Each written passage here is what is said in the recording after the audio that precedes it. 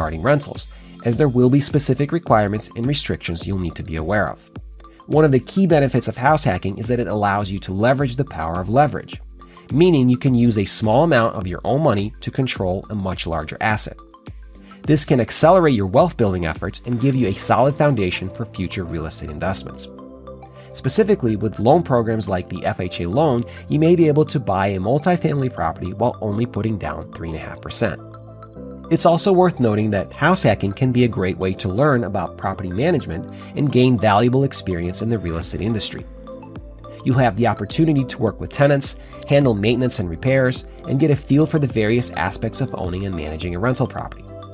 Overall, house hacking, in my opinion, is hands down the best strategy for anyone looking to get into real estate investing and building wealth over time.